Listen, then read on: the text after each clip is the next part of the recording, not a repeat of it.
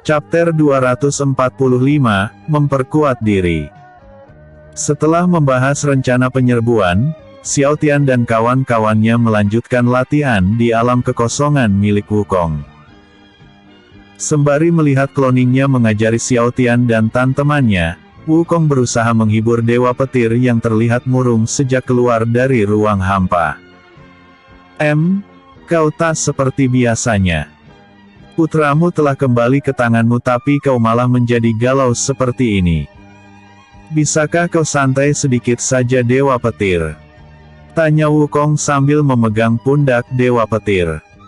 Benar kata kakak pertama, kau tak seperti biasanya Dewa Petir. Biasanya kau selalu mengesampingkan masalah pribadi saat sedang mengemban sebuah misi penting. Apakah kau berubah melembek setelah mengetahui kalau putramu tak lagi mempercayaimu? Tanya Panglima Tian Feng. Dewa Petir berhentilah murung, kalau kau seperti ini bagaimana mungkin putramu bisa mempercayaimu lagi? Jika kau kehilangan sebuah kepercayaan dari putramu, maka dapatkan saja kembali. Bukankah keadaan ini lebih baik daripada kehilangan dia untuk selamanya? Kau bisa tertawa lepas ketika Dian Zeng telah lama dinyatakan tewas. Saat ini dia telah kembali, kau seharusnya tersenyum dengan santai, dan minum arak ini bersamaku, ucap Wukong sambil menawarkan segelas arak. Hei kakak pertama, dari mana kau mendapatkan arak itu? Seorang biksu tak boleh mabuk, meski kita telah menjadi dewa kita tak dibolehkan untuk. Belum sempat menyelesaikan ucapannya Wukong menutup mulut Panglima Tian Feng dengan telunjuk kirinya. Set, guru sedang tak ada di sini. Lagi pula kita telah menjadi dewa. Tak ada yang bisa melarang kita lagi saat ini. Bersantailah sedikit, ucap Wukong sambil meminum arak. Benar juga katamu, kalau begitu berikan araknya padaku, ucap Panglima Tian Feng sambil mencoba meraih gelas arak di tangan Wukong. Enak saja, aku mengeluarkan arak ini untuk diminum Dewa Petir. Buat saja arakmu sendiri, ucap Wukong sambil menjauhkan arak di tangannya. Ah dasar pelit, ucap Panglima Tian Feng dengan wajah kesal. Kakak kedua jangan terpengaruh oleh kakak pertama. Meski telah lama tak ada kabar tentang guru kita yang masih terikat roda reinkarnasi demi menjadi seorang Buddha. Kita tak boleh melanggar ajarannya sebelum guru kembali, sambung Wu Jing sambil menarik badan Panglima Tian Feng. Maksudmu kita boleh melanggar ajarannya saat guru kembali dan menjadi seorang Buddha? Tanya Panglima Tian Feng. Bukan itu maksudku. Tapi... Belum sempat menyelesaikan kalimatnya Wukong memotong ucapannya dengan berkata, Adik Wu Jing, tak kusangka ternyata kau memiliki rencana seburuk itu. Kau ingin menunjukkan kalau saat ini sudah bisa melanggar ajaran guru di hadapannya nanti. Karena telah menjadi dewa kau ingin berbuat sesukamu ya, ucap Wukong sambil menatap Wu Jing. Tak kusangka hatimu sekotor itu, adik Wu Jing, ucap Panglima Tian Feng sambil menatap Wu Jing dengan tatapan serius. Tapi aku, tak bermaksud untuk. Belum sempat Wu Jing menyelesaikan kalimatnya, Wukong kembali menghentikan ucapannya dengan berkata, Set. Jari telunjuknya menempel di bibirnya dengan pandangan yang terlihat cukup serius. Apa kau merasakannya, Pat Kai? Tanya Wukong. Tentu saja Kak, tapi bisakah kau berhenti memanggilku dengan nama itu? Ucap Panglima Tian Feng dengan kesal. Tidak aku tak bisa. Aku lebih nyaman memanggilmu seperti itu, ucap Wukong sambil menatap Panglima Tian Feng. Lawan kita adalah Dewa Iblis serta 3 dari 5 dewa sesat yang berhasil kabur dari penghakiman alam neraka. Sampai kita menangkap 3 dewa tersebut, kita tak bisa kembali ke alam para dewa. Bagaimana dengan Dewa Iblis Yon Heng? Bukankah dia pernah mengacak-acak istana langit dan memiliki kekuatan setara dengan kakak pertama? Tanya Wu Jing sambil menatap Wukong. Kau benar, jika bukan karena campur tangan Wukong dan Dewa Obat. Dewa Iblis Yon Heng tak akan bisa ditundukkan, sambung Dewa Petir sambil menatap punggung Wukong yang telah berdiri sejak merasakan sesuatu di luar alam kekosongan. Ngomong-ngomong, kenapa kalian tiba-tiba membahas semua itu? Tanya Dewa Petir sambil menatap punggung Wukong. Karena aku mulai merasakan eksistensi Dewa Iblis Yon Heng, dia yang selama ini menyembunyikan keberadaannya dari para dewa. Saat ini mulai herani mengeluarkan sedikit aura dewanya. Ada dua kemungkinan akan kejadian ini. Pertama, Yon Heng lupa mengontrol aura dewanya saat berkultivasi. Kedua dan yang paling buruk, Yon Heng sengaja menunjukkan lokasinya karena tenaganya telah kembali pulih tanpa perlu membangkitkan para kaisar iblis, ucap Wukong dengan tatapan serius. Haruskah kita percepat penyerangannya, Kak Wukong? Tanya Panglima Tian Feng sambil menatap Wukong. Tak ada pilihan lain, kita harus bergegas sebelum Yon Heng mendapatkan kekuatannya kembali. Jika tidak, Istana Langit akan kembali kacau dan para dewa-dewi tak dapat hidup dengan damai, ucap Wukong dengan tatapan serius. Tapi, hanya dengan kekuatan kita yang saat ini. Belum sempat Wu Jing menyelesaikan kalimatnya, Wukong memotong pembicaraan dengan berkata, ya, kau benar. Terlalu beresiko jika hanya kita yang datang menyerbu. Kita harus kembali ke alam dewa dan memberitahu situasi saat ini. Setelah berbincang cukup lama, akhirnya Wukong memutuskan untuk kembali ke Istana Langit bersama kedua adik seperguruannya.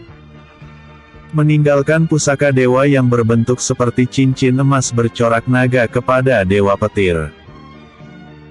Cincin tersebut merupakan pusaka yang terikat dengan alam kekosongan. Dengan memberikannya kepada Dewa Petir, maka Xiao Tian dan kawan-kawannya tak perlu menunggu dia kembali dari Istana Langit. Setelah tubuh asli Wukong berteleportasi ke alam dewa, kloning yang bertugas mengajari Xiao Tian dan rombongannya menghilang secara bersamaan. Semua terjadi karena kloningnya jurusnya tak bisa aktif jika tubuh asli dan kloningnya berada di dua alam yang berbeda. Setelah kloning Wukong menghilang, Dewa Petir mengambil alih tugas kloning Wukong untuk mengajari Xiao Tian dan teman-temannya. Ketika melihat kloning Wukong menghilang satu persatu, Xiao Tian berjalan mendekati Dewa Petir lalu berkata, kemana Dewa Kera dan yang lainnya pergi? Bagaimana dengan latihan kami? Tanya Xiao Tian sambil mengerutkan dahinya. Benar kata Kak Xiao Tian, kultivasiku tertinggal jauh di bawah semua orang. Jika terus seperti ini aku tak akan bisa mengejar, ucap Kaibo sambil menatap Dewa Petir. Tenanglah, aku akan mengambil alih tugas kloning Dewa Kera untuk melatih kalian. Hingga kalian sudah cukup kuat untuk melindungi diri sendiri dari serangan Raja Iblis, aku tak akan berhenti melatih kalian di alam kekosongan ini. Kalian mengerti? Ucap Dewa Petir dengan tampang serius. Kenapa kau mendadak terlihat bersemangat? Apakah terjadi sesuatu yang menyulut api semangatmu? Tanya Xiao Tian dengan dahi yang dikerutkan.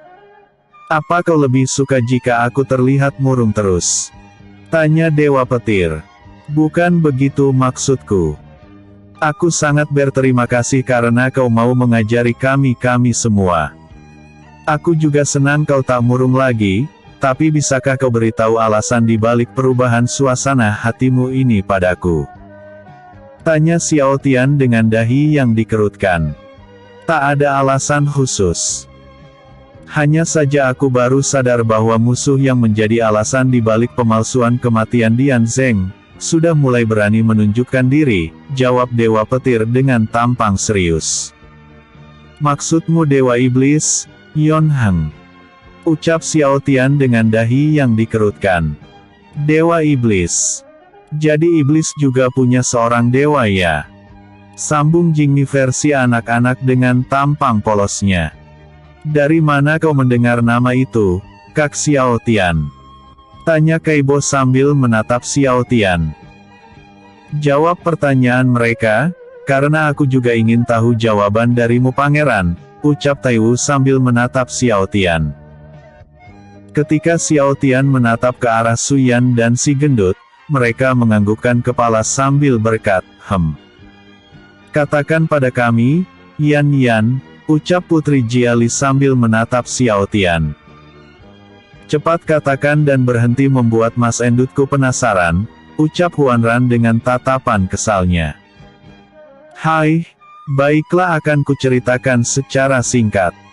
Aku mengetahui nama itu dari para siluman rubah. Mereka mengatakan nama itu ketika hendak menceritakan tentang penyerbuan Sekte Iblis. Kalau masalah siapa dan seperti apa rupa Yon Heng, jangan tanyakan padaku. Karena aku tak pernah bertemu dengannya, jawab Xiao Tian dengan tampang serius. Dewa Iblis Yon Heng selalu memakai sebuah topeng putih yang terlihat cukup seram yang memiliki bentuk seperti tengkorak manusia. Dia selalu memakai pakaian serba hitam yang menutupi lengan serta kakinya. Meski tubuhnya penuh luka dan seringkali muntah darah, dia memiliki kekuatan yang cukup besar hingga membuat para bangsa iblis tak berani macam-macam dengannya. Di luar sana banyak iblis yang tak kalah kuat seperti Raja dan Ratu Iblis yang berada di Sekte Iblis. Tapi tak ada yang berani berbuat macam-macam terhadap Sekte Iblis karena kehadiran Dewa Iblis Yon Heng. Jika bukan karena laut mengering dan demi bersembunyi dari pendiri kelompok pembasmi iblis, Dewa Iblis Yon Heng pasti tak akan pergi dari markasnya saat itu. Begitu ya. Ngomong-ngomong apa tak apa mengajari teman-temanku yang tak memiliki kaitan dengan alam para dewa. Bukankah sebelumnya kau bilang tak ingin turun tangan karena tak mau buku takdir berubah? Persetan dengan buku takdir, buku itu tak dapat dipercaya lagi. Dian Zeng pun menghilang dari buku, tapi nyatanya dia masih bisa hidup. Lagi pula buku takdir sudah lama berubah sejak kelima dewa sesat turun ke alam semesta ini. Seharusnya mereka tak bisa menyeberang ke alam semesta lain, entah apa dan siapa yang menyelamatkan mereka sehingga bisa kabur sebelum dihakimi di alam neraka. Jelas Dewa Petir sambil menatap Xiao Tian. Begitu ya? Ngomong-ngomong kenapa Dewa Kera dan yang lainnya pergi di saat-saat seperti ini? Tanya Xiao Tian sambil mengerutkan dahi. Tak perlu dipikirkan, manfaatkan saja waktumu saat ini untuk memperkuat kultivasimu. Karena saat ini musuh kita bukanlah musuh yang mudah. Setelah membantai habis Sekte Iblis, para dewa akan kembali ke istana langit dan tak akan ikut campur lagi dengan alam manusia. Hanya kalian yang bisa menjaga alam semesta ini setelah itu. Ingatlah ini baik-baik, setelah Sekte Iblis diruntuhkan. Masih banyak musuh yang harus kau taklukkan. Karena ancaman lain seperti Kaisar Iblis dan sejenisnya akan menjadi musuh nyata manusia dalam waktu dekat nanti. Jelas Dewa Petir dengan tatapan serius. Ngomong-ngomong apa yang akan kau ajarkan pada kami? Tanya Xiao Tian dengan antusias. Melatih teknik tingkat tinggi yang bisa membuat semua lawan mundur, teknik yang bisa membuat semua lawan muntah-muntah hingga pingsan, jawab Dewa Petir dengan tampang seriusnya. Teknik apa itu? Tanya Kaibo dengan tampang bersemangat. Teknik upil tingkat dewa, jawab Dewa Petir dengan tampang seriusnya. Hadeh, bisakah kau berhenti bercanda? Bentak Xiao Tian dengan kesal. Istana Langit.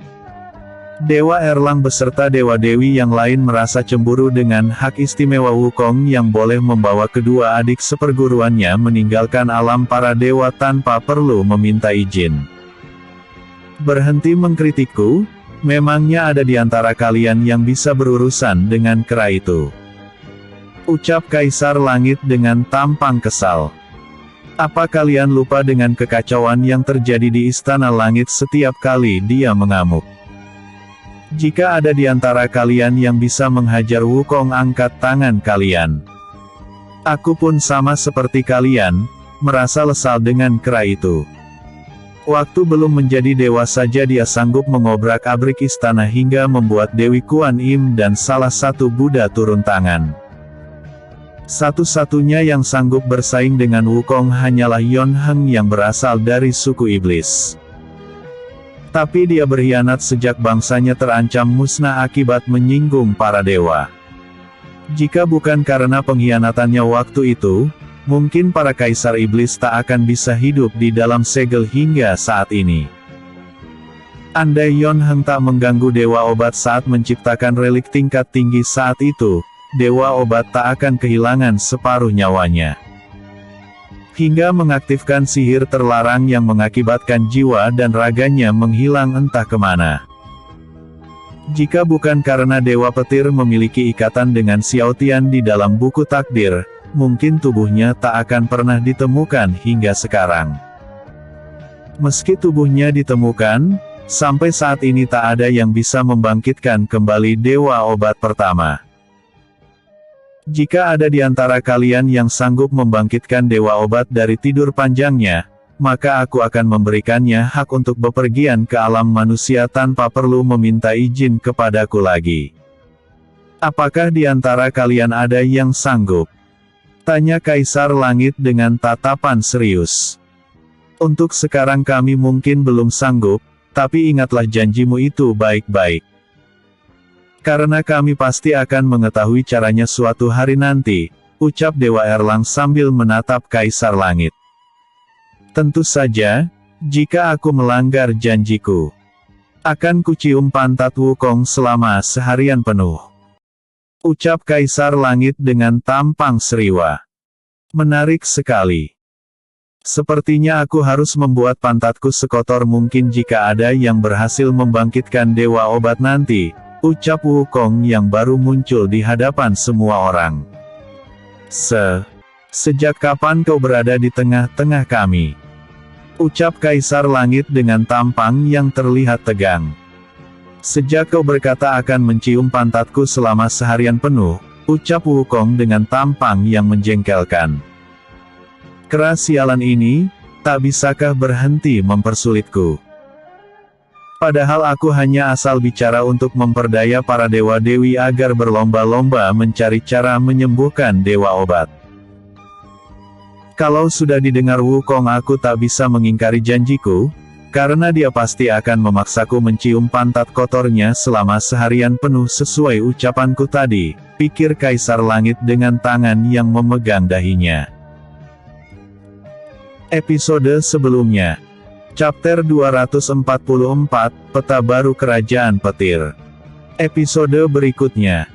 Chapter 246, Teknik Tingkat Tinggi. Reinkarnasi Dewa Obat. Chapter 246, Teknik Tingkat Tinggi.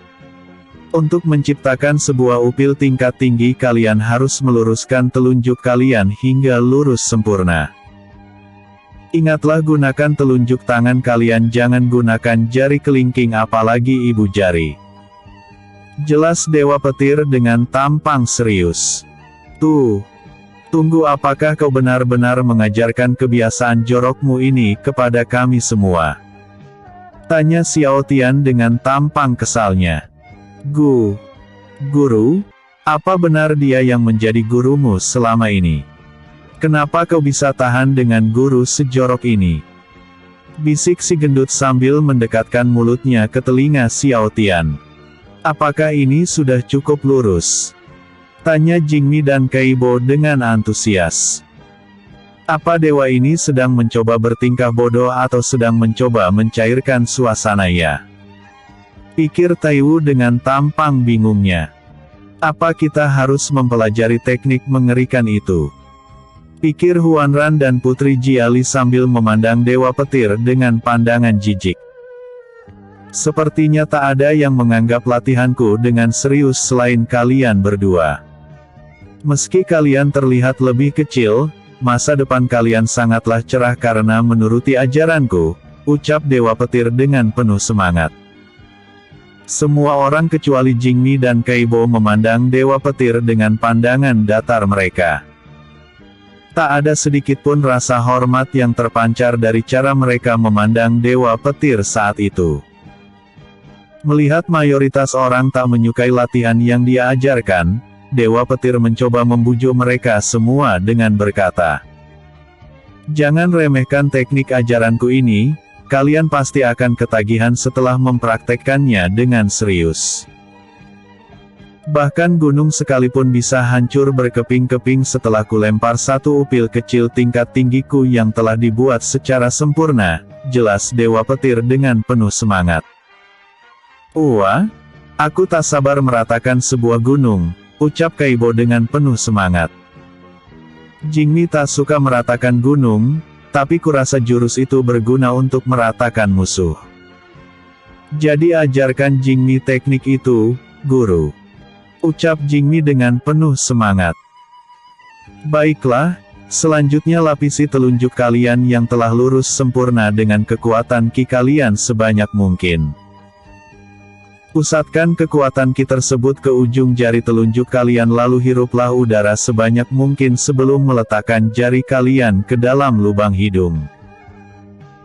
Jika semuanya telah kalian lakukan secara sempurna, masukkan ujung jari telunjuk kalian hingga kuku-kuku kalian tak terlihat lagi," jelas Dewa Petir dengan tampang seriusnya. Seperti biasa, Kaibo dan Jingmi mengikuti arahan Dewa Petir tanpa rasa ragu sedikitpun.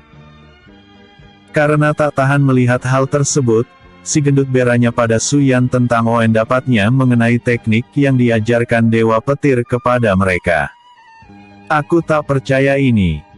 Jingmi dan Kaibo benar-benar melakukannya. Bagaimana menurutmu tentang teknik upil tingkat dewa milik Dewa Petir ini, Su Yan?" ucap si gendut yang kehabisan kata-kata setelah melihat Suyan memasukkan jari telunjuknya ke lubang hidung dengan tampang yang begitu serius. Melihat Suyan bertingkah sedemikian rupa, si gendut kehabisan kata-kata karena tak menyangka kalau orang seperti Suyan memiliki kepribadian yang tak mengenal malu. Dia mengupil dengan santainya tanpa takut diledek oleh orang lain. Setelah mencapai ujung lubang, nikmatilah sensasi nikmat tiada taraf sebelum menekukkan ujung jari kalian.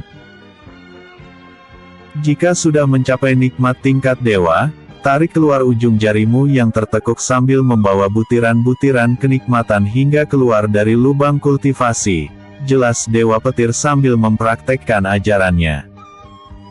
Ketika butiran kenikmatan tersebut berhasil kalian keluarkan, tempelkan ibu jari kalian ke ujung telunjuk yang masih ditekukkan.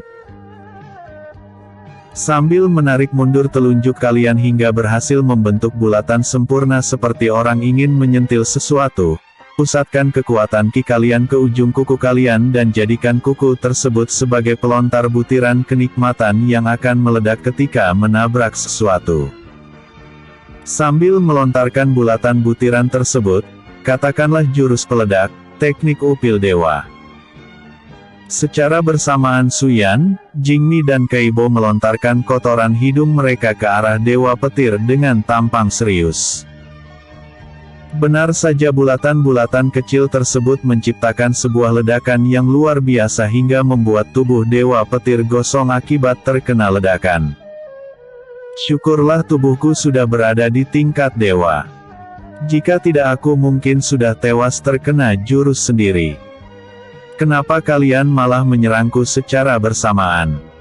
Kenapa tak mencari target lain? Kalau mau menyerangku seharusnya bilang dari tadi biar aku aktifkan arai pelindung. Bentak Dewa Petir dengan tampang kesal. Maaf, kami tak bermaksud menjadikanmu target uji coba. Hanya saja tak ada target lain di sini, hehe, ucap Kaibo dengan tampang polosnya. Ketika Dewa Petir menatap ke arah Jingmi, dia pun mengatakan hal yang sama seperti Kaibo. Dengan ekspresi yang sama pula. Sedangkan Suyan malah menatap balik Dewa Petir dengan pandangan penuh semangat. Dengan santainya dia berkata, "Bagaimana menurutmu teknik mengupilku? Apa sudah cukup hebat atau masih ada yang kurang?" tanya Suyan dengan tatapan serius. "Ibu jarimu terlalu menekuk. Untuk menciptakan ledakan tingkat dewa kau harus meluruskan ibu jarimu yang menjadi tumpuan saat membuat bulatan upil tingkat dewa. Berlatihlah lagi. Setelah kalian menguasai teknik ini dengan sempurna, aku akan mengajari kalian teknik lanjutannya. Kalian bisa menggandakan jumlah kotoran hidung kalian sehingga bisa membuat amunisi sebanyak mungkin. Apa kalian tertarik?" tanya Dewa Petir dengan penuh semangat. "Ya tentu saja," ucap Jingmi Kaibo dan Suyan dengan penuh semangat. "Kenapa kalian diam saja? Lakukan seperti Kaibo dan yang lainnya," ucap Dewa Petir dengan tampang seriusnya. "Apa kau tak bisa mengajari kami teknik lain yang lebih normal?" tanya Huanran sambil tersenyum tipis. "Akan kuajari teknik meremas gunung," ucap Dewa Petir dengan hidung yang mimisan. Karena mata Dewa Petir terfokus pada dada Huanran, Putri Jiali dan Huanran langsung berpikiran negatif terhadap Dewa Petir hingga akhirnya berniat memukuli Dewa Petir tanpa memberi ampun. "Hehe, begitu ya?" ucap Putri Jiali dan Huanran sambil mengepalkan tangan mereka. Tunggu, bukan itu yang aku maksud. Kalian salah mengira maksud ucapanku tadi. Semua yang ada di pikiran kalian saat ini merupakan kesalahpahaman belaka. Gunung yang kumaksud bukan dua gunung yang kalian miliki, tolong tahan emosi kalian," ucap Dewa Petir sambil berjalan mundur. "Hai, sudahlah. Mau bicara apapun kalian tak akan percaya. Lebih baik aku melawan kalian saja. Toh kalian tak akan bisa memukulku karena terpaut perbedaan kekuatan yang cukup jauh," ucap Dewa Petir sambil menghela napas. Dewa Petir berniat memperkuat tubuh dengan melapisinya dengan kekuatan Ki, akan tetapi usahanya tersebut menjadi sia-sia. Karena ketika Dewa Petir baru mengaktifkan teknik pelindung tubuh itu, teknik tersebut tiba-tiba saja nonaktif hingga berakhir babak belur di tangan Huanran dan Putri Jiali yang terlihat kesal. Bakbuk. Dewa Petir menjadi bulan-bulanan Huang Li dan Huanran yang mulai kesal dengan tingkah Dewa Petir. Sial, jurus apa yang Wukong ajarkan pada kedua wanita ini sehingga bisa menggagalkan teknikku yang telah kuaktifkan lebih dulu, pikir Dewa Petir dengan wajah yang babak belur. Setelah memukuli Dewa Petir yang tak melawan, Huanran dan Putri Jiali memilih untuk pergi ke tempat yang agak jauh dari Dewa Petir dan melanjutkan latihan mereka sesuai dengan arahan Wukong sebelumnya. Xiao Tian dan Tai Wu pun pergi meninggalkan Dewa Petir dan fokus melatih teknik mereka masing-masing sambil menunggu Wukong kembali. Si gendut pun ikut pergi menyusul Xiao Tian untuk melatih teknik berpedangnya meninggalkan Jingmi, Kaibo serta Suyan yang masih berada di dekat Dewa Petir. "Kau tidak apa-apa, Guru," ucap Suyan dengan hidung yang mimisan. "Kenapa mereka memukulmu ya?" tanya Jingmi dengan hidung yang mimisan. "Hei Jingmi, hidungmu pun mimisan, lihatlah baik-baik," ucap Kaibo dengan hidung yang mimisan. "Kau sama Kaibo? Lihatlah hidungmu," sambung Jingmi sambil menunjuk ke lubang hidung kanan Kaibo. "Apakah ini efek samping dari teknik yang kau ajarkan, Dewa Petir?" tanya Kaibo sambil menatap Dewa Petir. "Begitulah, semakin banyak kekuatan Ki yang kalian kumpulkan di ujung jari, maka semakin banyak pula darah yang akan keluar dari lubang hidung kalian. Tapi jangan khawatir, karena darah yang keluar dari hidung kalian saat ini adalah darah kotor yang selama ini menumpuk di lubang hidung kalian. Jika kalian sering menggunakan teknik ini hingga darah kotor kalian habis, kalian tak akan mengeluarkan darah di lubang hidung lagi ketika menggunakan jurusnya, jelas Dewa Petir sambil menatap Kaibo. Begitu ya? Jadi kau mimisan karena terdapat banyak darah kotor di hidungmu juga? Tanya Suyan dengan tampang serius. Begitulah, ucap Dewa Petir dengan tampang seriusnya. Aku harus menyembunyikan kebenaran bahwa aku terbawa nafsu saat melihat dada Huanran, atau mereka akan meninggalkanku juga, pikir Dewa Petir dengan hidung yang mimisan. Episode sebelumnya. Chapter 245, Memperkuat Diri. Episode berikutnya. Chapter 247, Kembali ke Istana. Chapter 247, Kembali ke Istana.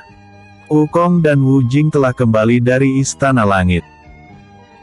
Saat sampai di alam kekosongan mereka melihat pemandangan yang tidak biasa di mana Kaibo Jingmi dan Suyan dan sedang berlatih mengorek hidung dengan begitu serius sambil melihat Dewa Petir yang terlihat gosong akibat dijadikan target sebelumnya. Apa-apaan ini? Ucap Wu Jing dengan tampang bingungnya. Bisakah kau berhenti mengajarkan teknik aneh yang menjijikan? Bentak Wukong sambil memukul kepala Dewa Petir. Wajahnya terlihat begitu kesal hingga ingin menghajar Dewa Petir tanpa. Ini bukanlah hal yang menjijikan, ini merupakan teknik tingkat tinggi yang bisa membuat gunung tinggi menjadi rata, ucap Kaibo dengan serius. Lihatlah gunung butiran kenikmatan yang tercipta dari hasil jerih payahku, ucap Kaibo dengan bangga sambil menunjukkan setumpuk kotoran hidung yang menggunung melewati mata kaki. Butiran kenikmatan. Katakan padaku, apa saja yang diajarkan pada kalian selama aku pergi? Dan bisakah kalian jelaskan di mana Xiao Tian dan yang lainnya berada saat ini? Tanya Wukong sambil mencoba tersenyum. Dewa Petir berkata bahwa mengontrol energi Ki saat memasukkan ujung jari ke lubang hidung sangatlah perlu, karena jika terlalu banyak memusatkan Ki hidung akan mengeluarkan banyak darah. Meski yang keluar hanyalah darah kotor, darah tersebut tetap diperlukan oleh tubuh sehingga tak boleh dihabiskan dalam sekali tusuk. Demi mengontrol kekuatan Ki yang keluar, kami harus berlatih begitu banyak sambil menghirup kotoran yang baunya tak terkira demi menciptakan tumpukan kotoran hidung ini, jelas Kaibo dengan santainya. Ketika Kaibo menunjukkan kotoran bis yang dia maksud, Wukong langsung menutup hidungnya sambil berkata, bagaimana bisa mereka tetap sadar setelah mencium bau kotoran yang menyengat ini, pikir Wukong sambil menutup hidungnya. Lalu di mana Xiao Tian dan yang lainnya? Tanya Wukong sambil mencoba tersenyum. Mereka berlatih agak jauh dari sini. Aku tak tahu di mana persisnya karena terlalu fokus berlatih teknik tingkat tinggi bersama Dewa Petir, ucap Kaibo dengan penuh semangat. Jingmi, Kaibo, tolong jujurlah padaku. Apakah kalian sudah lupa cara merubah wujud ke bentuk dewasa? Tanya Wukong sambil mencoba menahan amarah. Kenapa kau bertanya begitu? Tentu saja kami ingat, jawab Jingmi dan Kaibo secara bersamaan. Bisakah kalian tunjukkan mode dewasa kalian sekarang juga? Tanya Wukong sambil mencoba tersenyum. Oh, tentu, ucap Kaibo dan Jingmi sambil merapalkan mantra di dalam hati. Tak perlu waktu lama, mereka kembali ke wujud dewasa dengan pikiran yang telah dewasa pula. Sadar dengan apa yang telah mereka lakukan ketika menggunakan versi anak-anak, Kaibo dan Jingmi langsung berjongkok berjauhan sambil menggambar lingkaran di atas daratan awan yang lembut. Dalam hati mereka berkata, menjijikan, apa yang telah aku lakukan. Benar-benar menjijikan. Setelah membuat Jingmi dan Kaibo sadar dengan apa yang telah mereka lakukan, Wukong hanya bisa menggeleng-gelengkan kepalanya ketika melihat Suyan masih fokus mengorek hidungnya yang sudah tak memiliki kotoran hidung sedikitpun. Apa yang kau lakukan? Tanya Wukong. Aku sedang berlatih, jawab Su Yan dengan polosnya. Jingmi dan Kaibo bertingkah seperti anak-anak karena terpengaruh oleh fisik mereka yang terlihat seperti anak-anak. Jika belum menemukan segel yang menyegel kekuatan murni mereka, mereka akan seperti itu terus saat kembali ke wujud anak-anak. Bahkan bisa berpikiran seperti bayi jika dibiarkan terlalu lama. Sedangkan kau yang sudah cukup dewasa, bahkan merupakan seorang calon ayah. Kenapa bisa mengikuti kekonyolan Dewa Petir, ha? Tanya Wukong dengan tampang kesal. Kekonyolan. Maksudmu teknik yang Dewa Petir ajarkan saat ini adalah omong kosong belaka dan tidaklah berguna? Tanya Su Yan dengan tampang bingungnya. Tentu saja tidak, teknik ini memang sangat berguna. Tapi bukan kotoran hidung yang harus dijadikan amunisi. Kau bisa melontarkan apapun dengan memusatkan kekuatan Ki di ujung kukumu. Baik pasir, debu, batu atau kapas sekalipun. Jika kau melontarkannya dengan teknik ini, kalian pasti bisa meledakkan apapun yang berada di hadapanmu, jelas Wukong dengan tampang serius. Metode latihanku memang terlihat menjijikan, tapi metode ini cukup manjur untuk melatih jari telunjukmu agar bisa lurus secara sempurna. Teknik ini bahkan lebih fleksibel jika dibandingkan dengan teknik aslinya. Jika tak ada benda yang bisa dijadikan amunisi, dan kau terpojok dikepung oleh musuh. Satu-satunya amunisi yang bisa kau manfaatkan saat itu adalah kotoran hidung yang bisa kau gali kapanpun. Jadi pesanku, untuk berjaga-jaga jangan pernah membersihkan hidung kalian hingga waktu yang tepat dan diperlukan telah tiba.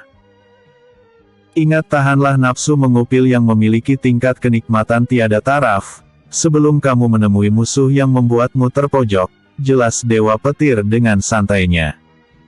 Baik guru, ucap Su Yan sambil memberi hormat. Dewa Petir. Wukong kehabisan kesabarannya hingga memukul Dewa Petir dengan sekuat tenaga. Saking kuatnya pukulan Wukong, Dewa Petir sampai tak sadarkan diri. Guru, ucap Su Yan sambil mencoba membangunkan Dewa Petir. Jangan bangunkan dia, cepat kumpulkan yang lain agar menemuiku sekarang juga. Bentak Wukong sambil memancarkan hawa membunuh. Baik, ucap Su Yan sambil gemetar ketakutan.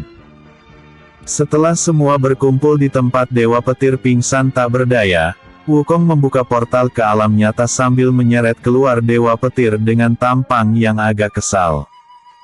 Apa dia benar-benar dewa ya? Semoga saja pangeranmu itu tak tertular kekonyolannya, bisik Huanran sambil mendekat ke telinga Putri Jiali. Jika Yan berubah konyol seperti Dewa Petir, aku tak akan pernah menganggapnya sebagai tunanganku lagi, bisik Putri Jiali sambil berjalan keluar dari portal. Kalau kau tak mau menganggapnya sebagai tunanganmu lagi, lebih baik berikan saja padaku. Hehe, ucap Huangli yang muncul tepat di belakang portal saat portal telah kembali tertutup rapat. Enak saja. Siapa juga yang akan memberikan Yan kepadamu? Bentak Putri Jiali sambil menoleh ke belakang. Kau sendiri yang mengatakan hal itu, kan? Tanya Huangli sambil meledek Putri Jiali. Aku bilang jika, apa kau tak mengerti apa arti kata jika? Bentak Putri Jiali dengan tampang kesal. Oh, tentu saja aku tahu artinya. Jika aku menjadi kamu aku pasti berkata lain. Aku akan menerima Pangeran Xiao Tian, apa adanya meski dia berubah sifat sekalipun, ucap Huangli dengan tampang meledek. Awalnya Xiao Tian dan yang lainnya tak menengok ke belakang karena belum mempercayai apa yang mereka dengar di telinga mereka. Mereka berpikir bahwa suara Huangli hanyalah ilusi atau salah dengar belaka. Tapi ketika mendengar suaranya kembali terdengar karena sedang berdebat dengan Putri Jiali, mereka pun langsung menoleh ke belakang sambil berkata, Huang Li. Hai semuanya. Apakah latihan kalian lancar? Ucap Huang Li dengan senyum di wajahnya. Episode sebelumnya. Chapter 246, Teknik Tingkat Tinggi. Episode berikutnya. Chapter 248, Bersiap Menyerang. Reinkarnasi Dewa Obat. Chapter 248, Bersiap Menyerang. Huang Li telah kembali ke hadapan semua orang, senyum manis yang selama ini hilang cukup lama kini telah kembali menghiasi alam nyata. Kenapa kau bisa berada di sini? Apakah kau pergi tanpa meminta izin kepada ayahmu? Tanya Xiao Tian sambil menyipitkan mata. Begitukah caramu menyambut kedatanganku? Tanya Huang Li sambil menatap Xiao Tian. Bukan maksudku bersikap kasar padamu, hanya saja kau seharusnya istirahat di kerajaan ketika kami pergi. Tolong mengertilah, ucap Xiao Tian dengan tatapan serius. Tapi aku merindukan kalian semua, ucap Huang Li sambil menatap Xiao Tian. Aku tak peduli kau mau berkata apa. Sebelum aku berubah pikiran hingga menyeretmu kembali ke kediamanmu. Pergilah dari tempat ini sekarang juga. Bentak Xiao Tian sambil memasang tampang kesal. Kau jahat. Huang Li langsung berbalik arah lalu berlari menuju gerbang istana dengan wajah yang berlinang air mata. Maafkan aku Huang Li, aku tak ingin kau tahu mengenai musuh baruku saat ini. Jika kau ikut campur dengan kondisimu yang saat ini, kau hanya akan menjadi beban semua orang karena kultivasimu masih tertinggal begitu jauh, pikir Xiao Tian sambil menatap punggung Huang Li. Ketika Huang Li berhenti berlari untuk menengok ke belakang, dia melihat Xiao Tian dan yang lainnya memalingkan wajah ke arah lain karena paham akan apa maksud Xiao Tian membentak Huang Li. Lili.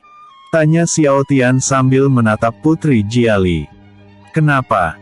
Tanya Putri Jiali. Katakan padaku yang sebenarnya. Apa ucapanku tadi sudah terlalu kasar?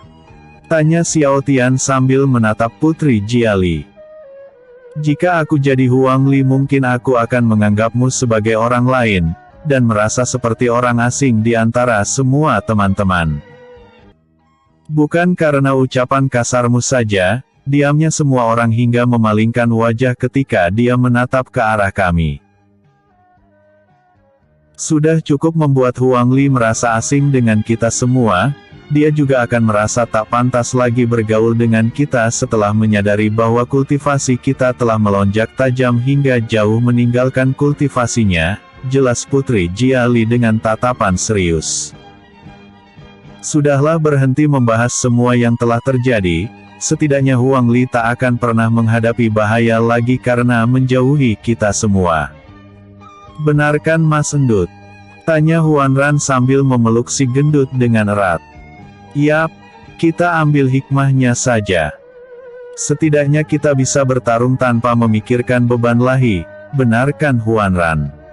Tanya si gendut sambil menatap mata Huan Ran. Mas Endut. Ucap Huan Ran sambil menatap si gendut. Huan Ran. Ucap si gendut sambil mendekatkan wajahnya ke wajah Huan Ran. Berhenti bermesra-mesraan di hadapan semua orang. Ucap Kaibo sambil memisahkan si gendut dan Huan Ran. Tangan kanannya mendorong si gendut tepat di bawah dadanya, sedangkan tangan kiri Kaibo tak sengaja menyentuh dada Huan Ran hingga membuatnya terlihat kesal. Lembut, jangan-jangan. Ucap Kaibo sambil meremas-remas tangan kirinya. Sadar akan sensasi aneh yang tak pernah dia rasakan sebelumnya, Kaibo langsung menoleh ke kiri untuk memastikan di mana tangan kirinya mendarat. Wajahnya seketika memerah setelah melihat apa yang dia pegang saat itu. Tanpa sadar tangan kirinya terus bergoyang-goyang sambil memegang erat dada Huan Ran. Maaf aku tak sengaja, ucap Kaibo versi dewasa dengan tangan kiri yang masih memegang erat dada Huan Ran. Kaibo mesum. ucap Huanran sambil menamparkan wajah Kaibo sekuat tenaga. Setelah menerima tamparan Huanran, terdapat hawa membunuh yang terpancar begitu kuat dari belakang punggungnya. Ketika menoleh ke belakang, dia melihat Jingmi yang terlihat begitu marah sambil mengeluarkan hawa membunuh. Dia memegang sebuah ranting kecil yang entah dia dapatkan dari mana, lalu mematahkan ranting tersebut sambil berkata, "Kai Bo, aku tak sengaja, tolong percaya padaku Jingmi," ucap Kaibo sambil berjalan mundur. "Tak sengaja tapi kau memegangnya begitu lama. Apa karena punyaku kecil makanya kau mulai mencari wanita lain dari bangsa manusia?" bentak Jingmi sambil memancarkan hawa membunuh. Ampun Jingmi, sungguh aku tak bermaksud melakukannya," ucap Kaibo sambil berlari menuju keluar istana. "Masa muda benar-benar indah ya," ucap Dewa Petir sambil menatap Kaibo dan Jingmi yang sedang kejar-kejaran. "Kau sudah sadar ya, Pak Tua?" ucap Wukong sambil melepas kerah pakaian Dewa Petir. "Gantilah pakaianmu yang kotor itu agar pantas dipanggil sebagai dewa. Ingat sekarang kau memiliki tubuh yang harus diurus. Bukan roh yang bisa merubah penampilan hanya dalam sekejap mata. Untung istrimu menitipkan cincin ruang ini padaku sebelum ku kembali kemari. Ambil ini dan ganti pakaianmu. Semua barangmu ada di cincin itu. Berterima kasihlah kepada istrimu yang masih mempedulikan dewa konyol sepertimu," ucap Wukong sambil melempar cincin ruang di tangan kanannya. "Bagaimana dengan cincin emas yang bisa digunakan untuk mengakses alam kekosongan ini?" tanya Dewa Petir sambil memegang cincin milik Wukong yang melingkar di jari telunjuknya. "Simpan saja, siapa tahu itu berguna. Gunakan saja untuk menangkap para dewa sesat jika mereka sedang lengah," ucap Wukong sambil menatap Dewa Petir. "Oh iya, bicara tentang Dian Zeng. Apakah kau sudah membuatnya mengerti? Atau dia masih mengabaikanmu?" tanya Wukong sambil menatap Dewa Petir. "Dia terlalu sulit dibujuk. Aku tak tahu kapan dia bisa kembali luluh dan memanggilku dengan sebutan ayah lagi," ucap Dewa Petir sambil menundukkan kepalanya. "Jika membujuknya terbilang sulit, hapus saja ingatannya, lalu berikan ingatan palsu agar dia melupakan kejadian pahit yang pernah dia alami sejak kecil," ucap Wukong sambil menatap Dewa Petir. "Itu memang bisa dilakukan, tapi melakukan itu sama saja dengan membohongi diri sendiri. Aku akan mencobanya sekali lagi. Semoga saja aku tak perlu menghapus semua ingatannya," ucap Dewa Petir sambil menundukkan kepalanya. Ketika Dewa Petir dan Wukong masih mengobrol, Xiao Tian telah berada di luar istana menghadap para bangsa siluman beserta seluruh prajurit kerajaan petir yang telah berkumpul di satu tempat. "Apakah semuanya sudah siap?" tanya Xiao Tian dengan tatapan serius.